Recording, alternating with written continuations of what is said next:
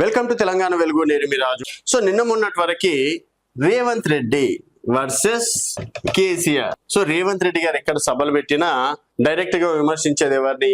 KCR are KTR, తర్వాత Harish Rao. So మొన్నటి వరకు ఈ ముగ్గురు పైన ప్రధానంగా ప్రతిపక్షంలో ఉంది కాబట్టి ఆయన 10 సంవత్సరాలు 9.5 సంవత్సరాలు అధికారంలో ఉన్నారు కాబట్టి డెఫినెట్ గా వాళ్ళు చేసినటువంటి అన్యాయాలు కావచ్చు, వాళ్ళు తెలంగాణ ప్రజలకు చేసినటువంటి ద్రోహం కావచ్చు, తెలంగాణ ప్రజలకు వాళ్ళని నమ్మి బంగారు తెలంగాణ చేస్తారని చెప్పేసి అప్పగిస్తే ఈరోజు తెలంగాణ పరిస్థితి ఏ విధంగా అయిందనేది డెఫినెట్ గా ఒక సీఎం గా విమర్శించాల్సిందే. అది ఎవరైనా సరే అధికార పార్టీ ప్రధాన ప్రతిపక్ష పార్టీని విమర్శిస్తుంటది, అది ఎక్కడైనా జరిగేది. సో తర్వాత కేంద్రంలో బీజేపీ ఉంది కాబట్టి సో ఇక్కడ బీజేపీ ఎంపీలను కావచ్చు, తర్వాత 2 కేంద్ర మంత్రులను కూడా విమర్శిస్తుంటారు. సో ఇక్కడ వరకు బాగానే ఉంది.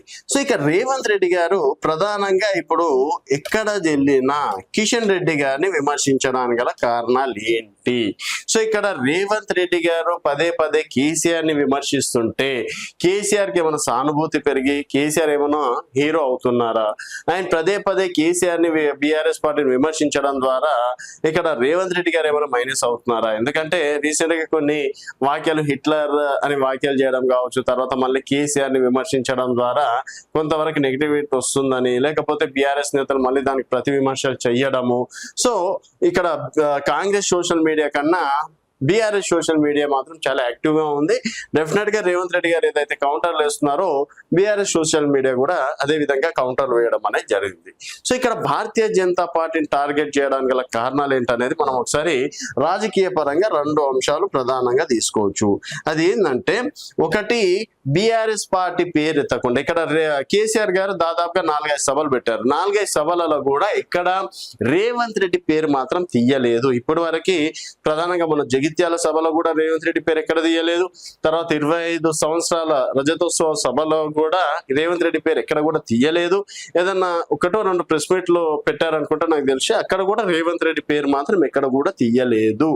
సో ఇక్కడ అదే అంటే రాజకీయ నాయకులది ఒక రకంగా ఒక నేత మరొక నేత పేరు తీస్తే ఎక్కడ వాళ్ళు హైలైట్ అవుతారని చెప్పేసి ఈ విధంగా కూడా ఆలోచిస్తుంటారు.